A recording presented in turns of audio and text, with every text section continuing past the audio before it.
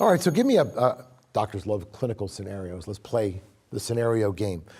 Patient walks in and presents to you saying, Doc, I've got this rash and I'm not feeling well. What do you say? What do you do? And then what's your next move? Well, so, a typical patient will come in and say, I have this rash, which may be cellulitis, for example. And the patient will say, well, I fell, I had a small skin cut, and then I developed this redness that now covers my entire leg. And so that's clearly far more than 75 square centimeters, which we said is about the size of a baseball. And the patient says it's painful, and I haven't been feeling well, and I'm fatigued, and I have diabetes, and I started to have a fever in the past 2 days. I went to my primary care physician. My primary care physician gave me Bactrim, and it continues to expand despite of the Bactrim. And now the patient is in the emergency department, says to you, what can you do better than my primary care physician?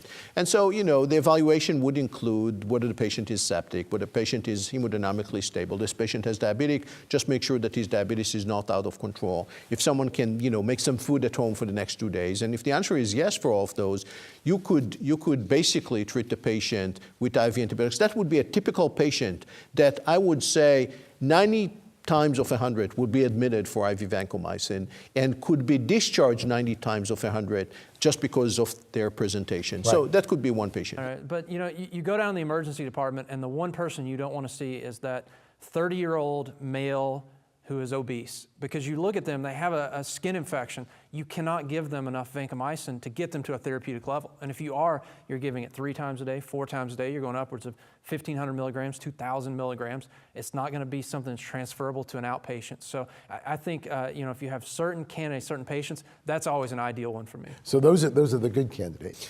Another group, by the way, that's very, very attractive for those antibiotics are people who, some IV drug users. And we see a lot of skin infections in IV drug users. Sure. As you know, IV drug use requires, needles, and those needles can cause infections at the site. And we see a lot of those people. And there is a particular issue with this patient population that, we're very limited with PICC lines and midlines in this patient population. Very often, these are young people who otherwise are healthy and they don't want to be in a hospital.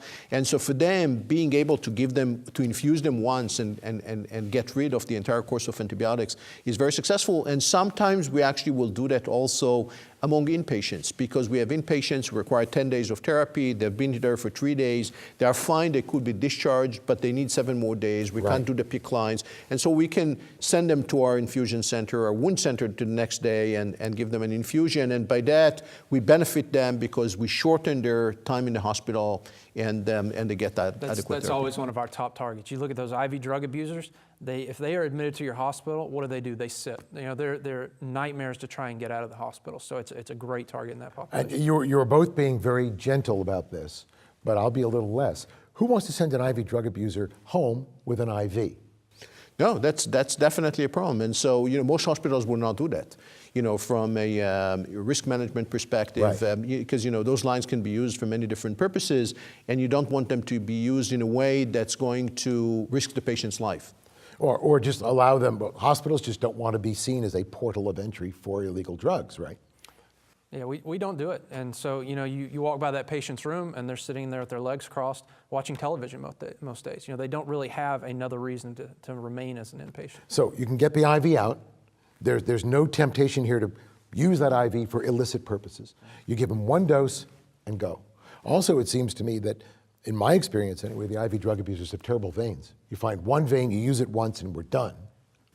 Yeah, that's absolutely is the case. Yeah. Well, spoken as an inner city doctor, that's one of the things I would think of. But again, the bottom line is that I think that benefits them the best, because they find themselves locked in the hospital. Maybe they're watching TV, but locked in the hospital for an infection that could otherwise be treated out of the hospital. Absolutely. If they were not IV drug users. And so there's no reason why they would get, differential. Sure. And so why not have a win-win? Better for the hospital and better for the patient, whether the patient's an IVDA or not. Absolutely. Right? So great new drugs. Great ideas, and not quite as complicated as what we were discussing earlier about having a whole center and bringing people back for periodic readministration. I had no idea you could just give it once for 2 weeks. That's really impressive.